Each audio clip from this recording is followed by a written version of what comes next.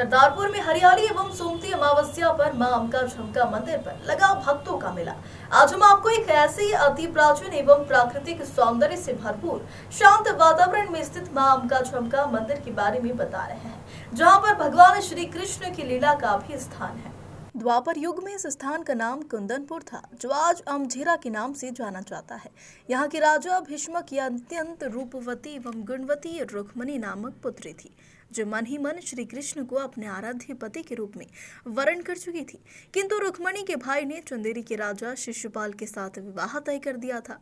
रुक्मणी इस बात से चिंतित हो उठी और इसी मंदिर में मां अंबिका माता जी के समक्ष प्रार्थना की है। मां जगदम्बे, मैं आपकी शरण में हूँ। मुझे पति के रूप में केवल यशोदानंद श्री कृष्ण ही पसंद है। मैं विवाह करूंगी तो उन्हीं से, अन्यथा प्राण त्याग दूंगी। रुक्मणी की इस बाती को श्री कृष्ण के पास द्वारका भेजकर अनुरोध किया। इसके पश्चात रुक्मणी हरण भगवान श्री कृष्ण ने किया था और बाद में रुक्मणी के भाई ने जब भगवान श्री कृष्ण से युद्ध करा तो श्री कृष्ण ने रुक्मी को कुछ दूर रथ से खींचते हुए आज जो स्थान भोपावर के नाम से जाना जाता है, उस स्थान पर रुक्मी को किले गाड़कर एवं बांधकर द्वारका जाकर रुक्मणी से विवाह किया। हमने यहाँ के पंडित जी से जब इस स्थान के बारे में जाना तो उन्होंने कहा है कि इस स्थान पर आज भी मां चामुंडा के मंदिर के आसपास शेर आता है और चला जाता है, क्योंकि इस स्थान के पास में मां चामुंडा देवी का अति सुंदर मंदिर भी है। यहाँ पर प्राकृतिक स्थान भी है, जहाँ पर श्रद्धालु आकर बड़े ही रोमांचित हो उठते हैं। ग्लोबल इंडिया टीवी के लिए दिनेश चौधरी की रिपोर्ट।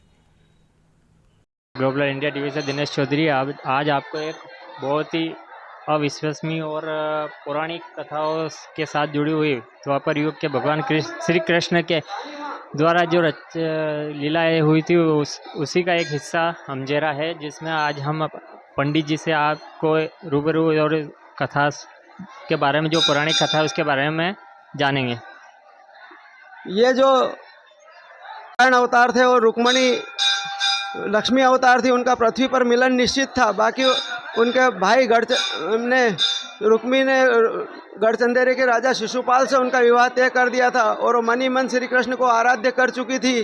तो इसलिए उन्होंने श्री कृष्ण को पाती लिखकर भेजी कि हे अशरण के शरण, मैं आपकी शरण में हूँ, या तो आप आकर मुझे ले जाएं और विवाह करें, अन्यथा मैं प्राण त्याग दूंगी।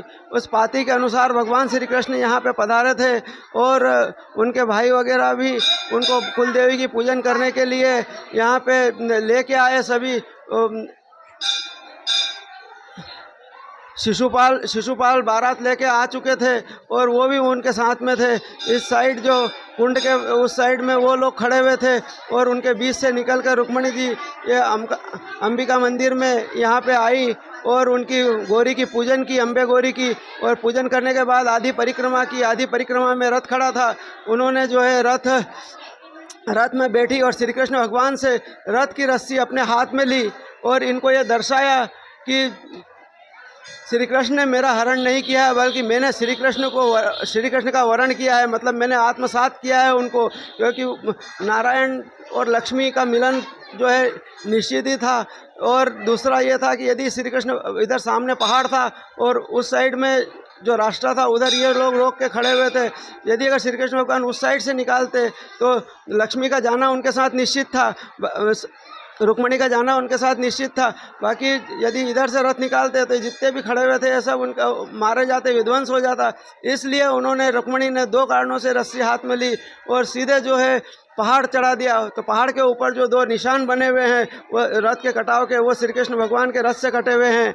आगे फिर उसके पश्चात शिशुपाल और रुक्मी का आपस में बातचीत हुई, झगड़ा हुआ। बोले तुमने जो है मेरे को यहाँ पे बारात लेके बुला लिया और अपनी बहन को श्री कृष्ण के साथ भगवा दिया। तो वो रुक्मी प्रण करके गए कि मैं यदि अगर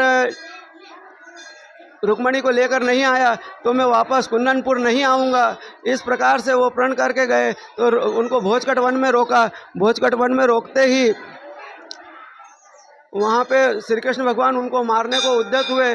उसी समय बलराम जी वहाँ पर पहुँच गए। उन्होंने कहा कि श्री कृष्ण कभी भी रुक्मणी को ये बात नहीं जमेगी कि इनका विवाह हो और इनके भाई का वध, इसलिए ये कभी भी तुमको बीच में दरार पैदा करेगा, इसलिए तुम इनको यहीं बांध दो और द्वारका ले जाकर विवाह करो। तो उन्होंने उनके बाल वगैरह काट के और भोजकट वन में उनको बांध दिया था, तो वो वहीं पे रहे, कभी भी फिर कुंदनपुर नहीं आए प्रतिज्ञा के अनुसार। और कृष्ण भगवान रुक्मणी को लेकर द्वारका गए और द्वारका में उन्होंने विवाह किया। यही यहाँ का इतिहास है। धन्यवाद भैया। आपका शुभ नाम? दिनेश चंद्र पंडित, अंबिका माता मंदिर,